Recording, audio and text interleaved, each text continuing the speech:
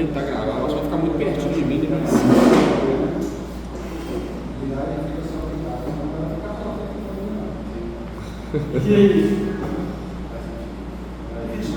Oi?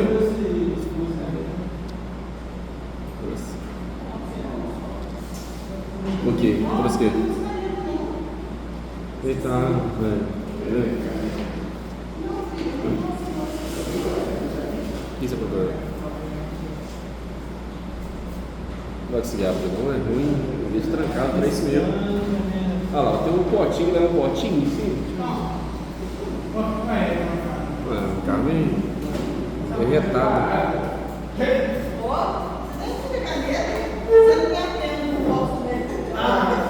Por isso que eu tô sem a minha cara,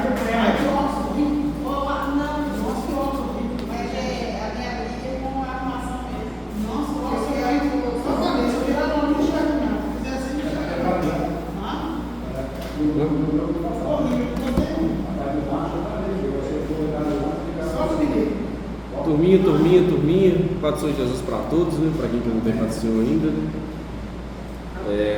Vamos iniciar a nossa primeira aula do ano de 2026, né? Terminamos na matéria passada falando sobre evangelismo com nosso queridíssimo pastor, queridíssimo professor Rafael, né? Foi uma benção. Eu creio que não finalizou não, né? Mas foi uma benção. Mais para frente a gente faz a prova aí. Ele está com o livro, ele falou que tem que fazer a prova, vai me entregar o livro e fazer a prova. Eu também estou com a minha prova feita. Não trouxe não, estou aqui. Mas mais para frente a gente faz a prova, né? Hoje eu quero dar só a nossa aula mesmo de livros históricos em nome de Jesus, né? Um ano diferente, um ano cheio de conquistas, né, menino? Um ano que todo ano tem algo diferente para descer. Vamos orar para a gente começar em nome de Jesus? Querido Deus eterno Pai, muito obrigado, Deus, por essa oportunidade que o Senhor nos concede, estar por mais uma vez aprendendo da Sua poderosa palavra, Deus. Fale comigo, fale através de mim, que a Tua presença, Pai, esteja no nosso meio, Deus. Nos inspire, Espírito Santo, para poder falar, aprender, ensinar e estudar mais um pouco da Sua palavra, em nome de Jesus. Amém e amém. Bom, livros históricos, né?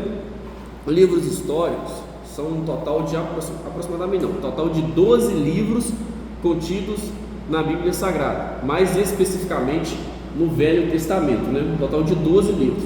12 livros segundo a nossa Bíblia cristã, né? Que a gente vai ver que alguns livros, ele... Chega aí. Senhor. Então, senta pertinho, senta lá não. Tá, confere se a prova está no final do livro, tá? Por favor, porque costuma não está, né? Bom, lá, livros históricos, ele trata de 12 livros, segundo a nossa Bíblia cristã. Por que segundo a nossa Bíblia cristã? Porque a gente vai ver que alguns livros, eles não são divididos em duas partes, né? Como o livro dos reis, livro de Samuel, livro de crônicas, né? Quando eles foram escritos em um pergaminho só, em um livro só. Só que como é uma grande quantidade de escrito em um pergaminho só, né, os maçoretas fizeram questão de dividir ele em duas partes para poder conseguir guardar os pergaminhos, né? Imagina um pergaminho grandão, aí vão dividir o pergaminho em duas partes. Aí dividiu 1ª e 2ª Samuel, né, 1ª e 2ª Crônicas, 1ª e 2ª Reis. O propósito primordial dos livros históricos é contar a história do povo de Israel, né? Tecnicamente a história do povo de Israel, e ele trata de muitos momentos importantes da história do povo de Israel. Os livros históricos, por exemplo, ele trata desde o início, quando o povo era... Bom, ele começa a partir do momento que o povo se estabeleceu na terra de Canaã.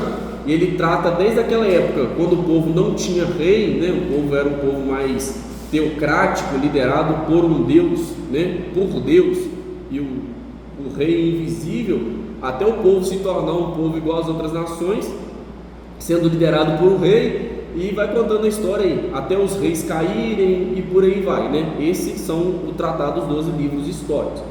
Os livros históricos, ele começa contando a história de Josué, né? O primeiro livro histórico é o livro de Josué. E o livro de Josué, ele trata logo depois depois da morte de Moisés. Então, assim, se a gente for separar ou classificar os livros na Bíblia Sagrada, vai ver que os 5 primeiros livros são chamados de Pentateuco, né? E depois dos 5 primeiros livros são chamados de Pentateuco, entra a classificação de livros históricos, né? E a gente vai ver que, por exemplo, existem livros proféticos ainda no Velho Testamento e existem livros poéticos. Livros poéticos é o livro de Salmos, Provérbios, né? E por aí vai. Os livros proféticos são os livros, tecnicamente, dos profetas. Porém, tem alguns livros que são históricos, porém levam o nome de profeta. Quer dar um exemplo, Paulo? Samuel é um livro histórico que leva o nome de profeta. Mas por que não é um livro profético? Porque o foco do livro de Samuel não é contar as profecias, né? Você vê que o livro profético ele conta somente as profecias. Tem um pouco de história, mas o foco é as profecias do profeta, né? Agora o livro de Samuel não. O livro de Samuel ele conta a história do povo de Israel. Apesar de ter o nome de Samuel, apesar de mostrar a liderança de Samuel, apesar de mostrar as profecias de Samuel, o foco dele que é a história do povo de Israel. Por isso que o livro de Samuel, por exemplo, é um livro histórico e não um livro profético, né? Página 7 aí, a gente vai começar falando a respeito de Josué. O que compele no livro de Josué, né? O livro de Josué, ele nos mostra como o povo entrou dentro da terra prometida, dentro da terra de Canaã, até o momento em que Josué morreu, né? Ele cumpre uma ação aí de aproximadamente 24 anos de ação, tá? E o livro ele começa com o povo dando início à conquista da terra prometida e termina com o povo finalizando a conquista da terra prometida. Só que é interessante a gente ressaltar aqui que apesar do povo ter conquistado toda a terra prometida, toda Canaã, dentro do período do líder ou do primeiro juiz, se assim pode dizer, mas juiz não, líder, né? Porque não é juiz, a gente vai entender daqui a pouco, mas líder, é interessante que apesar dele ter conquistado toda a terra de Canaã, junto com o povo, que era um povo hebreu, não era conhecido como povo de Israel. Por que não era conhecido como povo de Israel e como hebreu? Hebreu, o que significa hebreu, né? O povo hebreu. Hebreu significa aquele povo sem tenda, né? O povo que vive em tendas, né? No deserto, né? Como eles não eram uma nação estabelecida, eles eram conhecidos como povo hebreu, né? Eram conhecidos como povo hebreu. Eles só se tornaram povo de Israel a partir do momento que o primeiro rei começou a reinar em Israel, né? É igual antigamente, por exemplo, existe o povo nórdico, um exemplo, o povo nórdico, né? Mas existiam várias tribos, né? E cada tribo seguia o seu próprio parecer, apesar de eles serem irmãos, seguia o seu próprio parecer, seu próprio entendimento. O povo hebreu era do mesmo jeito, era um povo ligado através do sangue, através da irmandade, né? Porque era tudo irmão, era tudo a mesma família, porém tinha as tribos, né, de Israel, as tribos hebreus, e cada um era por si só. Tanto é que quando Josué ele conquista a terra prometida, ele não vai com o povo inteiro assim, vamos conquistar essa terrinha, depois essa terra, depois essa terra. Não, como eram tribos, ele dividia, ó, essas 3 tribos aqui vai para o canto de lá e conquista aqui a terra de lá. Essas 2 tribos vai para o canto de cá e conquista a terra de cá. Por isso que era conhecido como povo hebreu, porque não era um povo unificado, era um povo unido com um propósito, né? Eles só foram se unificar mesmo na época dos reis, mas até então não era um povo unificado, era um povo que unia para um determinado propósito, né? E naquele momento era para conquistar a terra prometida. Então o povo, a história de Josué, o livro de Josué, ele compele aí, a partir da entrada da terra prometida, durante a conquista da terra prometida, a divisão das terras da terra prometida e termina com Josué morrendo, né? A pergunta que gera aí é quem escreveu o livro de Josué, né?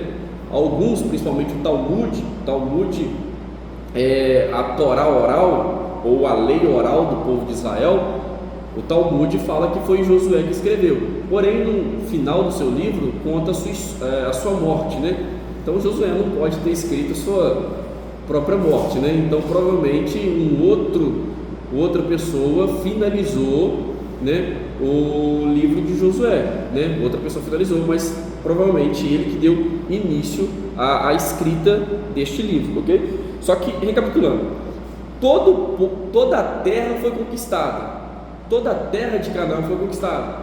Porém, qual que era a ordem de Deus quando o povo deu início à conquista da terra prometida? Expulsa todos os cananeus, manda todo mundo embora. Tiver que matar, você mata, tiver que expulsar, você expulsa, mas eu não quero nenhum povo cananeu vivendo entre vocês, né? O povo obedeceu? Não. Muitos cananeus entraram em acordo com as tribos de Israel. Muitos cananeus entraram em acordo com as tribos de Israel e permaneceram naquela terra, né? A gente vai até ver que alguns usaram de esperteza, né? Alguma tribo, algum povo usou de esperteza, até continuaram naquela terra, e por conta disso o povo foi subjugado ao longo da história pelos próprios cananeus que eles não expulsaram. Israel vivia em conflito com, por exemplo, medianitas, gibeonitas, esses povos que a gente vê na Bíblia, era tudo cananeu. Por que eles viviam em conflito? Porque não obedeceram a palavra do Senhor, que era expulsar todo mundo da terra. Aí vivia eles lá juntando um grupinho para tentar reconquistar a terra, aí tinha briga de novo, né? Juntava um grupinho para conquistar a terra e tinha briga de novo, porque o povo não obedeceu. É interessante aqui ressaltar também que a terra de Canaã não era um reino unificado, né? Os cananeus é como se fosse os europeus, né? Não é só porque eu falo Europa, quer dizer que lá é um reino onde todos seguem o mesmo rei, né? Quem que faz parte da Europa? Inglaterra, Portugal, Alemanha. É um país diferente do outro, com a moeda diferente, com cultura diferente, pensamento diferente, mas todos fazem parte do mesmo continente. Então quando eu falo Canaã, eu falo uma terra grande com vários pequenos reinos, né, em volta de Canaã, dentro de Canaã, vários pequenos reinos dentro de Canaã. Por isso que o povo de Israel teve que ir conquistando pouquinho em pouquinho. Não tinha como você criar um exército, uma guerra contra os cananeus e a guerra e ganhar a guerra. Não tinha como. Por quê? Porque eram povos diferentes dentro de Canaã. Igual que a estratégia que Deus usou, ou que o povo de Israel usou para poder dar conquista da terra de Canaã. Jericó.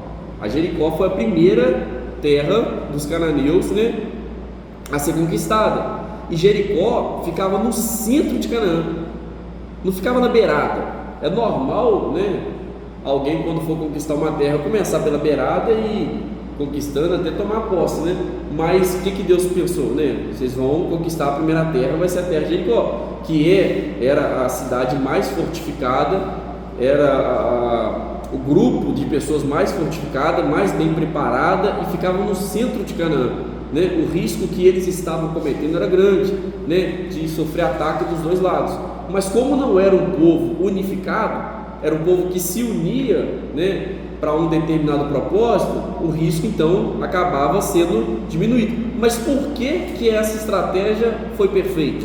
A terra de Canaã, a Jericó, se eles começassem a conquistar dos cantos, a chance de todo o resto se unir, entrar em acordo, vão unir todo mundo aí, porque tem um pessoalzinho aí do deserto aí querendo conquistar nós, né? E se nós deixar, ele vai pegar todo mundo. Era muito grande. Então, quando você conquista a terra pelo centro, você desestabiliza toda a terra.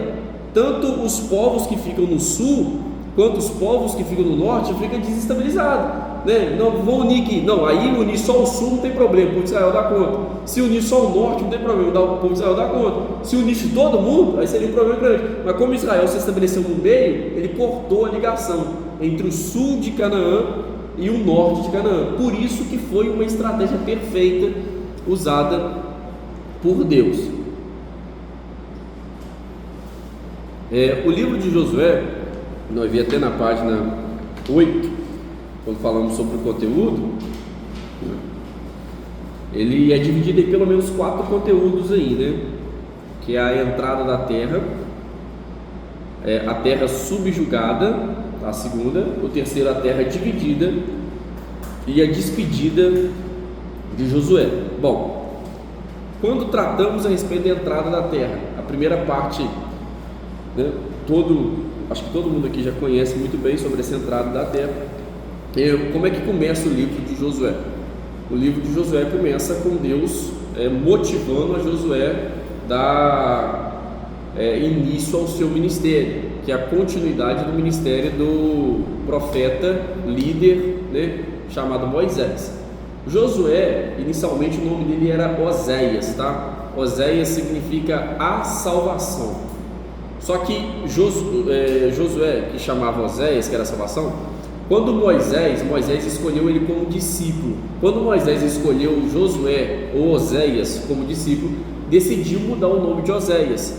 E Oséias passou a ser chamado de Yeshua, né? Yeshua, que significa o eterno é a minha salvação, ou Deus é a salvação, né? Yeshua é realmente o mesmo nome de Jesus Cristo, tá? Só que, né, como o Velho Testamento ele foi escrito em hebraico, aí quando eles fizeram a tradução do hebraico para o português, eles fizeram a tradução de Yeshua em hebraico, tá? Josué era chamado de Yeshua. Quando eles fizeram a tradução do hebraico para o português, passou a ser chamado Josué, tá? Agora o Novo Testamento foi escrito em grego, então houve uma indireta, né? Uma tradução indireta. No Novo Testamento, Jesus também é chamado de Yeshua. Só que como eles traduziram Yeshua para o grego, aí traduziu Yeshua para o grego e do grego para o português, e passou a ser chamado Jesus. Mas a pronúncia é diferente, mas é o mesmo nome. Josué, Jesus e Yeshua é o mesmo nome. É a mesma coisa você me chamar de João lá nos Estados Unidos, né? Em inglês é John, né? E por aí vai. Porque é o mesmo nome, só que pronunciado de forma diferente. Então o nome de Josué é Yeshua, que é o mesmo nome de Jesus Cristo, né? Moisés, por conta do pecado cometido por ele, qual foi o pecado de Moisés? Isso, ferir a rocha, né? Irar-se, né? Na verdade, irar-se, desobedecer e ferir a rocha lá. Por conta do pecado que Deus falou, não, tu não herdará a terra prometida, né? Aí levou Moisés para o alto do monte, falou, esse é a terra prometida que eu darei ao povo de Israel, mas tu não herdará por conta do pecado que tu cometeste, e você vai escolher uma outra pessoa para ficar no seu lugar, e essa pessoa escolhida foi Josué. Aí falou, vai até a tribo de Efraim, filho de Nun, chamado Josué, pegue ele para ser líder do povo de Israel no seu lugar, apresente Josué para o sacerdote, apresente Josué perante o povo de Israel, mostrando para o povo que ele será um novo líder, e por aí vai. Aí Moisés morreu, aí deu início ao livro de Josué, né? Aí Josué, ele se sentiu com a responsabilidade de liderar o povo de Israel. Foi quando ele precisou de um incentivo de Deus para liderar o povo de Israel, né? Tem de bom ânimo, eu serei contigo, assim como eu fui com Moisés, e por aí vai. A primeira estratégia de Josué foi conquistar Jericó. Só que para ele conquistar Jericó, ele enviou 2 espias, né, para a terra. Todos nós conhecemos essa história, né? Esses 2 espias foram recebidos pela o pessoal fala prostituta, né? Mas é se converteu o nome, a ex-prostituta Raabe, né? Raabe escondeu, porém fez um trato com eles, né? Eu vou colocar um fio de escarlate aqui, né? Os espias falou com ela, coloca o fio de escarlate aí, quando a gente entrar, a gente vai ver que é você e a gente não vai te matar, e vai matar todo o resto, você vai ficar, né? E Raabe foi salva através do fio de escarlate, e Raabe faz parte da linhagem de Jesus Cristo, né?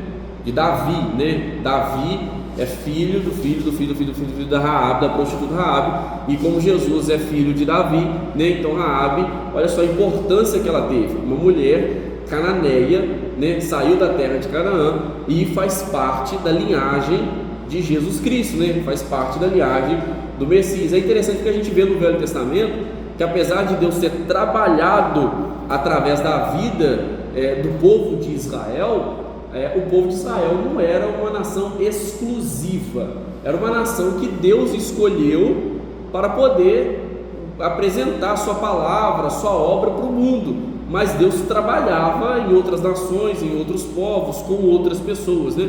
Porque hoje até os judeus hoje são exclusivistas, né? Acham que o Deus é só para eles, né? Alguns do judaísmo, né? Mas na verdade não. O povo de Israel foi apenas um povo escolhido por Deus para Deus trabalhar com o mundo, né? E falharam na missão ainda, né? Jesus lá na frente falou isso.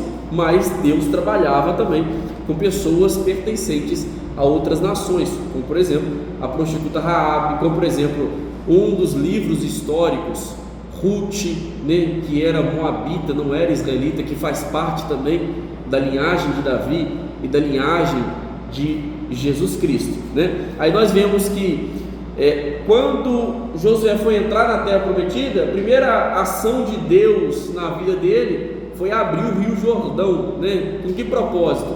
Com o propósito de mostrar para o povo de Israel que assim como Deus foi com Moisés, seria com Josué, né? Deus abriu o Mar Vermelho lá com Moisés e tal para o povo passar. Deus também abriu o Rio Jordão para o povo passar, e ali, né, a gente até conhece essa história, e ali a gente vê o famoso memorial realizado por Josué, onde ele pegou 12 pedrinhas, né, no caso 24, né, 12 pedrinhas para colocar no meio do Rio Jordão para servir como memorial, e outras 12 pedrinhas para colocar no alto do monte, qual que é o nome, gente? Na ponta da língua, Gilgal, no alto do monte Gilgal, né? Para também servir como memorial, para todo mundo que passasse ali visse, né? Ó, Deus fez uma grande obra aqui. E esse monte Gilgal ficou até famoso na época de Josué e na época dos Juízes, que é um outro livro histórico, Juízes, né? Por que ficou famoso? Porque o monte Gilgal foi o ponto de estratégia do povo de Israel. Ou quando o povo se reunia antes de ir para a guerra, se reunia no Monte Gilgal. Depois que eles venciam a guerra, se reunia no Monte Gilgal. Para comemorar alguma coisa, se reunia no Monte Gilgal. Um exemplo, claro, todo o povo que estava no deserto não havia circuncidado. Aonde todo o povo foi circuncidado? No Monte Gilgal. E aonde teve a primeira Páscoa realizada pelo povo de Israel? No Monte Gilgal. Alguém sabe aqui? Eu acho que todos sabem. Para que servia a festa da Páscoa? Para que servia a festa da Páscoa? Entendi. Esqueci.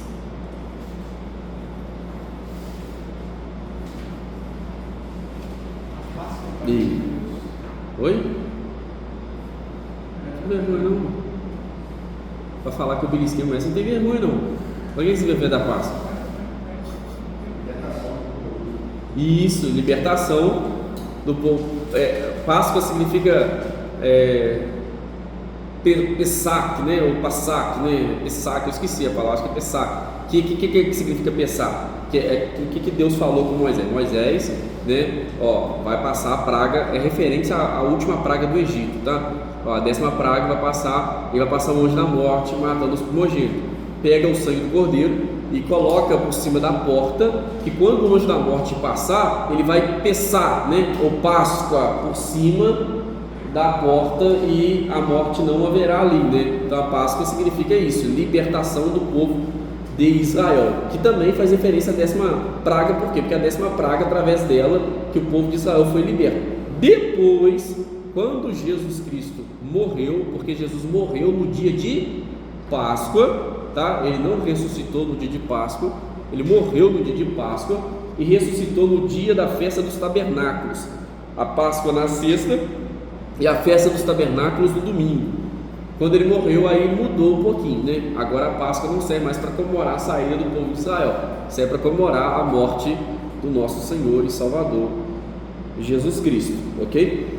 Mas a partir deste momento em que o povo se estabelece na terra de Canaã, né? Eles entram dentro de Jericó, se estabelecem no Monte Gilgal, faz a circuncisão, realiza a primeira Páscoa ali, para depois fazer a divisão das tribos para poder dar início à conquista da terra prometida.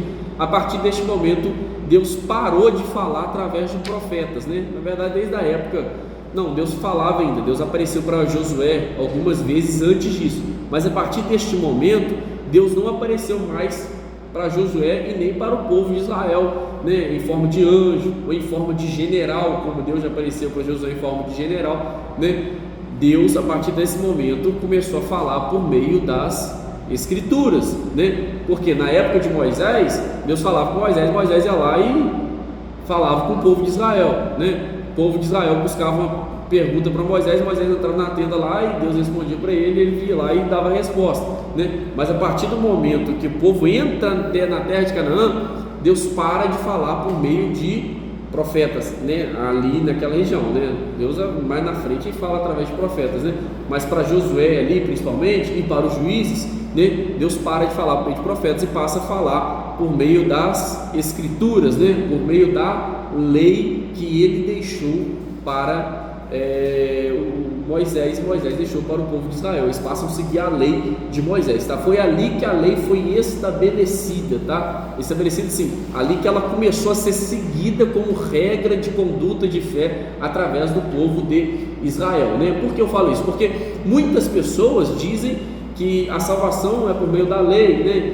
Por exemplo, né? Religião por aí, como a Adventista do Sétimo Dia, fala que você precisa seguir a lei à risca para ser salvo, né? Porque a lei foi feita para seguir. Não, ok, mas e antes da lei? O que é? Não havia lei antes da lei, então antes da lei todo mundo foi condenado porque não seguia a lei, né? Ou foi perdoado, todo mundo foi perdoado porque não havia lei. Então a gente vê que a lei, assim como várias coisas que ocorreu antes da lei, servia para apontar para Cristo Jesus, não para salvar, mas Jesus sempre salvou. Tanto no Velho Testamento como no Novo Testamento, a salvação sempre foi através da fé e por aí vai, ok? A terra subjugada.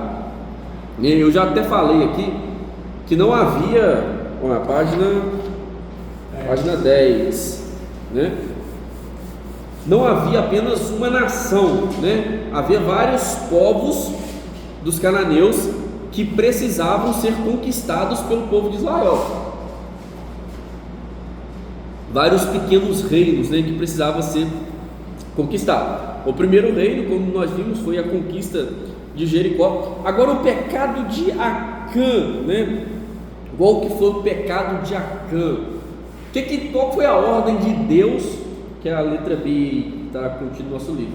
Qual foi a ordem de Deus para o povo de Israel? Entra em Jericó, mata todo mundo, tudo, e não quero nenhum espólio de guerra. Nenhum, não vai pegar nenhum espólio de guerra, vai queimar tudo. Só que Acã viu uma capa babilônica lá, de ouro bonito, ele pegou e levou para dentro da sua tenda, né? E ele pegou e escondeu na sua tenda lá, para ninguém ver, né? Escondeu na sua tenda. Aí o povo de Israel, eles foram lutar contra um pequeno povo cananeu, da cidade chamada Ai, que tinha aproximadamente 12 mil habitantes, se eu não me engano. Mandou 3 mil soldados só. Facinho, cidadezinha pequena, rapidinho nós vamos conquistar. Só que o povo de Israel tentou e foi derrotado pelo povo de Ai, né? Voltou e Josué ficou tremendamente triste. Por quê? Porque Deus acabou de fazer uma promessa. Eles viram a muralha de Jericó cair e eles destruíram a cidade mais fortificada de Canaã. Agora a pequena cidadezinha de Ai eles não conseguiram conquistar, né? Deus está de brincadeira com a gente, né? Deus não ajudou a gente nada aqui, né? Por que Deus fez isso? Foi quando Deus revelou para ele que há entre eles um pecado, né? Desobedeceu à vontade de Deus. Eles lançaram sorte até cair na tribo de Acã e eles descobrirem que é da família de Acã que havia um pecado, né? Ao verem que Acã que havia pecado, Josué foi lá e eliminou o pecado, né? Ele pegou Acã, levou até o vale de Acor, né, que chama Vale da Perturbação, e pediu para todo o povo apedrejar Acã e a sua família. Mataram. Deus antigamente era brabo, né? E você reclamando de Deus hoje, reclamando de Deus faz tanta coisa hoje, né? vai para antigamente, né? Apedrejou ele e a família dele, né? Matou todo mundo por conta do pecado cometido por ele, que é esconder a capa babilônica. Eliminou o pecado. Quando eliminou o pecado, aí Josué, vamos montar um exército de novo, vamos na cidade de Ai. Aí montou o exército de novo, foi na cidade de Ai e conquistou fácil. sem nenhuma baixa, porque o pecado foi eliminado, tá? Que é a ceia.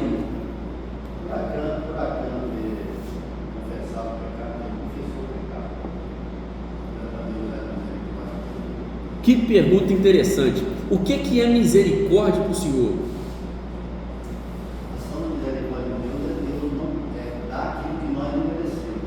Exato. Não dá o que nós merecemos.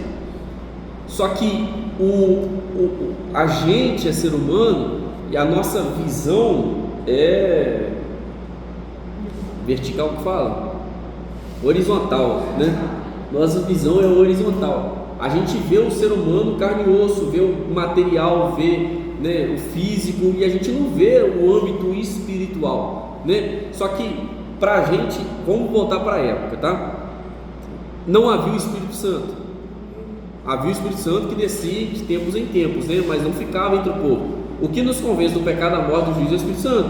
O que nos causa arrependimento é o Espírito Santo. O Espírito Santo que fala assim, não, você se arrependeu, é o Espírito Santo que te faz. Porque se for olhar pela nossa limitação humana, a gente é sujo, né? A gente é pecador mesmo, a gente erra, a gente peca. Se não for o Espírito Santo na nossa vida, a gente já é um dos maiores desprezáveis, né? Mas se fosse o Espírito Santo, a gente seria muito pior, né? Só que, né, voltando ao ombro, a consequência material não tem nada a ver com a consequência espiritual. Deus muito bem pode ter usado de misericórdia com ele. Talvez a morte dele foi até uma misericórdia usada por Deus. Você não vai pecar nada, mas vai para o céu, né? Por quê? Porque o que importa é a salvação, não o que a gente vive material aqui, né? Aqui na terra. Isso aqui é apenas passageiro. Então, sim, qualquer consequência que vem na terra ou não, né, não é nada perto do inferno. Então a misericórdia de Deus é o quê? Nos livrar do inferno, né? Se a gente vai continuar a viver, se a gente vai viver aqui 10, 20, 30 ou 100 anos, pouco importa, né? O que importa é você garantir a sua salvação, né? Então assim, talvez, né, a gente pode, a salvação individual, não pode Fala assim, na visão humana é difícil entender muito. Só que se você entender, se posicionar como um líder, em uma época que não havia o Espírito Santo, você como líder, atitudes como essa, que Deus era o líder, deveriam ser tomadas para servir como lição para o povo de Israel. Acã fez, é igual a disciplina, porque o senhor é pastor de igreja, o senhor estava melhor do que eu passando a responsabilidade para o senhor. Por que a gente disciplina o membro da igreja? A gente conversa com o membro mesmo, não, eu pequei mesmo, mas pastor, você me perdoa, eu arrependi, eu não deveria ter feito o que eu fiz, tudo. Aí o pastor, não, mas você vai ficar disciplina. Mas por que se o cara demonstrou arrependimento? Porque mesmo assim a gente vai excluir ele do rol de membro da igreja. Porque se os outros membros verem que o fulano de tal errou, pecou, vive em pecado e não aconteceu nada com ele, então a igreja vira bagunça, né? Então qualquer um vai fazer o que quiser. Não só isso, mas o próprio membro que pecou, ele vai olhar assim, não, eu arrependi, né? Mas daqui a pouquinho ele vai fazer de novo sem se importar, né, com as consequências. Não é, eu entendi o questionamento, senhor. Acho que talvez para nós. Você viu um exemplo claro, rapaz? Você viu um exemplo claro, dia de sábado, o cara, a família dele passando fome, ele precisava alimentar a família dele. Ele saiu, isso na história do povo de Israel, ele saiu na madrugada do sábado para colher alguma coisa lá, madeira, lenha, alguma coisa lá, para trabalhar. Quando ninguém estava vendo, voltou para cá, ninguém viu, só que alguém achou, alguém viu, chegou para Moisés, ó, o cara saiu no dia de sábado para fazer sensação. Olha só, tem gente fofoqueira para tudo. O cara saiu para fazer sensação. Moisés, vou consultar o Senhor. Consultou, o que Deus falou? Cara, a família passando fome, o cara foi trabalhar. O que Deus falou? Coloca todo mundo na arraial e apedreja. Mata todo mundo. Por quê? A lei, o que a lei fala? No sábado não se pode trabalhar, né? Aí é claro que Deus estava totalmente com a razão, porque se você não pode abrir mão das suas coisas por conta da vontade dele, então você não sabe o que é servir a Deus, não. Então Deus tem toda razão, tem que morrer mesmo. Isso Deus nunca vai contra a própria palavra dele. Eu acho que tipo assim, eu acho que é mais fácil para nós, já cristãos, entendermos Porque as pessoas Ainda- ainda mais no mundo, se fosse 20 anos atrás, até os ímpios entenderiam. Mas no mundo que a gente vive hoje, Deus hoje é um Deus flexível. Deus é um Deus de amor. Deus é um Deus que não vai, Ele não vai, como é que chama? Ele não vai te expor. Deus é um Deus que não vai te envergonhar. Vai nessa. Deus envergonha todo aquele que envergonha o seu evangelho. Até muda de opinião, mas conta a palavra dele. Você falou uma coisa muito interessante. No dia de hoje, Deus não. Machuca ninguém. Tipo assim, não der certo aqui agora, não. Mas no julgamento você vai ter acerto mesmo. Já hoje você vai falar de escolha. Hoje, então, assim, um tempo de arrependimento, você continuar, não vou ter jeito, eu vou deixar. Mas aquele tempo não deixava, porque faz um exemplo que a fala que é um povo, coração duro. Se você falar que Deus julga, a pessoa fala ainda, nossa, que Deus maldoso, né? Vai. Deus é amor, mas é fogo consumidor também. O exemplo de Ezequiel, né? Deus tinha decretado, coloca a cabinota aqui, você vai morrer, não vai viver. Ezequiel foi pela ansiedade também, né? Deus não falou que ele ia morrer naquela hora, né? Ele ia morrer. Não, mas um exemplo claro é de Moisés, né? Deus falou, vou matar todo mundo. Matar todo mundo. Moisés, não mata não, senhor. Olha que cara maluco Moisés também, né? O senhor, olha só, minha vida, eu ponho minha vida como a vida deles, né? Me mata e me leva para o inferno é melhor do que levar todo mundo. Olha só, Moisés maluco, né? Aí que Deus se comoveu e falou, não, então... Mas o interessante da passagem é que Deus falou um pouco antes ali, que é um povo que ele amava. Aí Moisés falou, você não falou com o povo que o Senhor amava ele, o povo que o Senhor fez tudo por ele, mas é porque Deus vai falar, não pode ir. Outra, agora a D aí, que é muito interessante também, a relação com os gibeonitas. Cara, que povo sem vergonha, rapaz. Os gibeonitas, o que eles fizeram? Era um povo cananeu, né?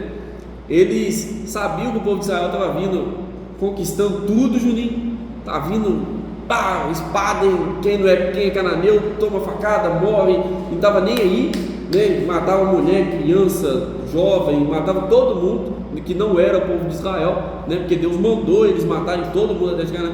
O que eles fizeram? Eles montaram eles estavam vizinhos da tribo de Israel. Onde que a tribo de Israel ali se acamparam? Eles estavam ali pertinho, né? Mas era um povo pequeno. O que eles fizeram?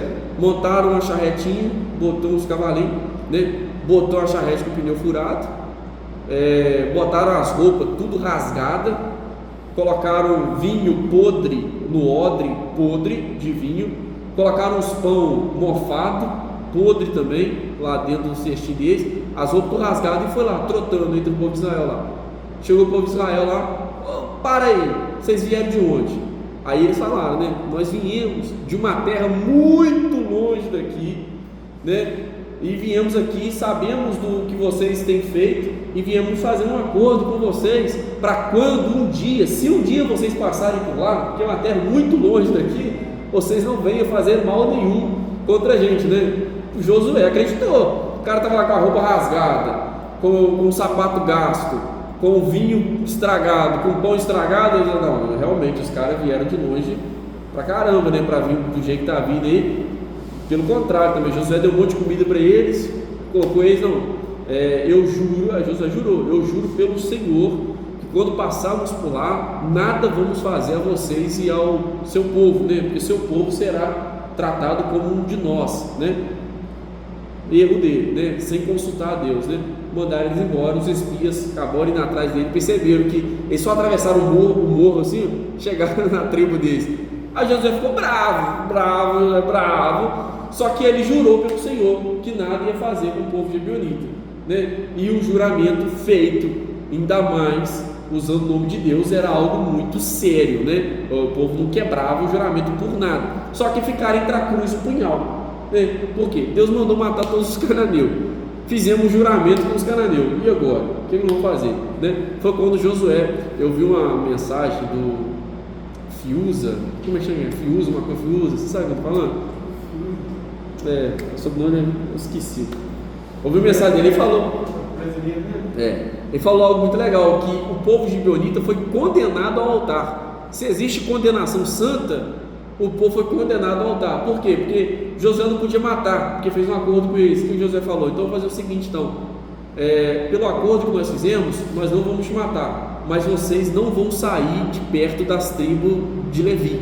Vocês vão servir no templo, vão levar as coisas para os sacerdotes do templo, vão cuidar das coisas do templo, não vai sair de perto do templo, né? Então eles foram condenados ao altar, né? Uma condenação santa, e foi aí que eles fizeram um trato com o povo de Israel, ficou para sempre com o povo de Israel e trouxe seus deuses. Houve problemas lá para frente. Em uma época da história, Saul, como rei, tentou apagar eles da história, tentou matar o povo gibeonita, já que eles não eram israelitas. Quando ele tentou fazer isso, houve uma grande fome em Israel. Por quê? Porque se o juramento foi feito, o nome do Senhor não podia ser quebrado. E como Saul estava quebrando o juramento, Deus foi lá e pesou a mão sobre o povo de Israel, tá? Isso acontecia muito. Então, aí perceberam, não podemos fazer nada com o povo gibeonita, porque Josué fez um trato com eles no nome do Senhor. Então, acabaram que esse povo cananeu, e o povo de Israel sofreu muito por isso, como eu falei, por conta dos cananeus, né? Foi subjugado várias vezes pelos cananeus, lutaram várias vezes, vive em guerra até hoje com povos cananeus e por aí vai, ok?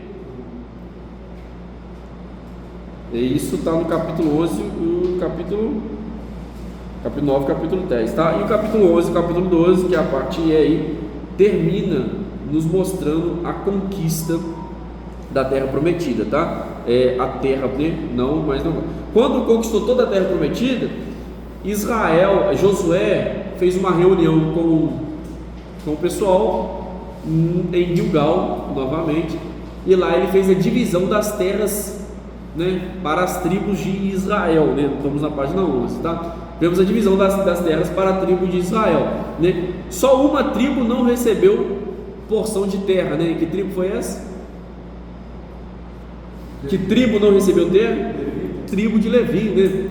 Eles não receberam terra, mas receberam um total de 48 cidades, tá? Você fala assim, mas eles ficaram desolados, então não, recebeu 48 cidades. Por que não receberam terra? Terra é o cantinho, né? Cada tribo recebeu um cantinho para ficar. Os levitas não receberam um cantinho específico, né? Eram 48 cidades espalhadas entre as outras tribos de Israel, tá? Por quê? Porque o propósito deles não era guerrear, não era cuidar da política de Israel, nada disso. O propósito deles era especificamente fazer uma ligação entre Deus e o povo de Israel. Por isso que eles tinham que ficar espalhados entre as tribos de Israel. Você lembra quando a gente estudou a respeito do Pentateuco?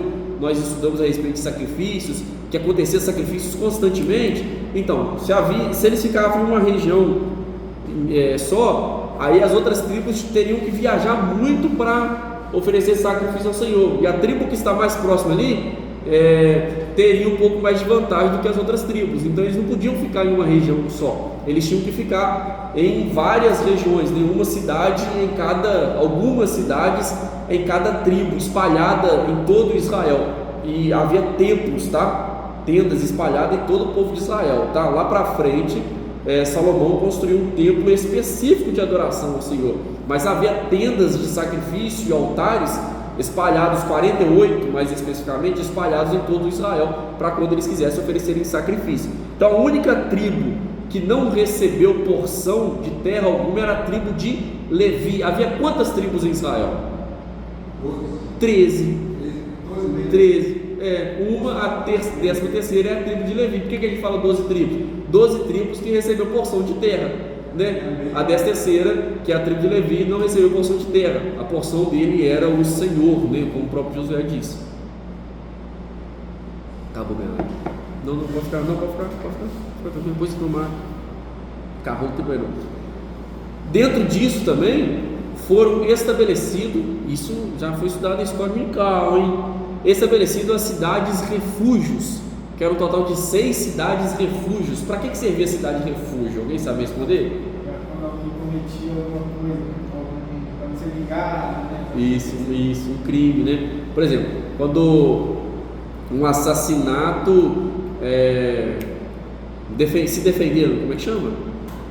Quando você se defende, tipo assim, isso, legítima defesa, né? Por exemplo, Juninho veio matar eu, e eu, legítima defesa, matei ele. Só que não tem câmera, não tem nada para comprovar isso, né? E naquela época tinha um porém. O que na época tinha um porém? Tipo assim, a família do Juninho, né?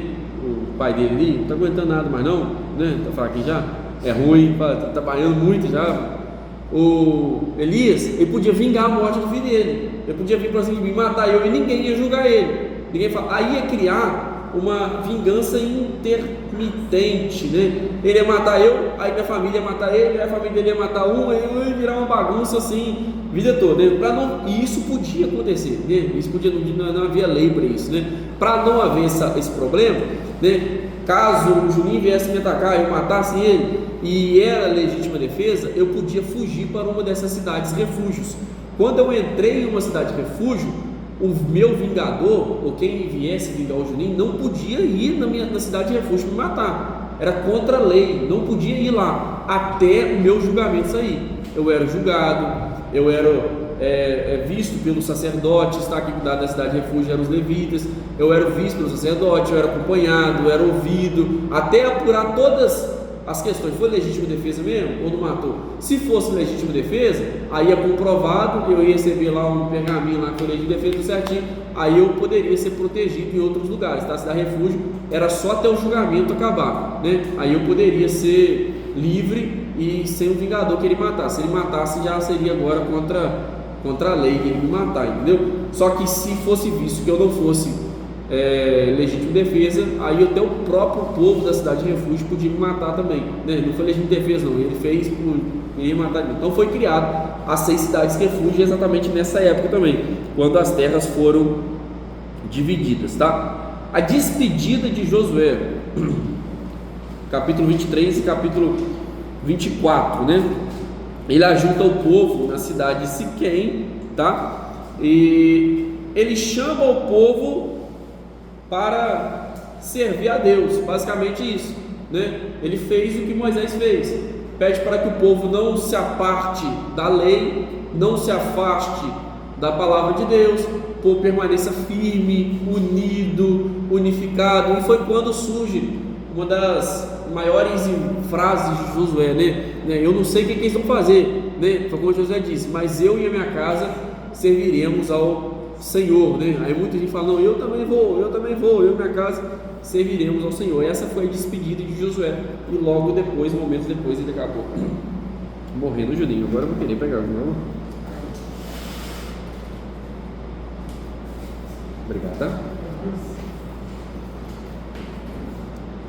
Bom, eu falei de forma rápida, mas até mais extensa do que o próprio livro demonstra, tá? Porque você vê que o livro também rapidinho falou sobre Josué, mas este é basicamente tudo que acontece na história no livro histórico de Josué, ok? Alguém tem uma pergunta a respeito disso?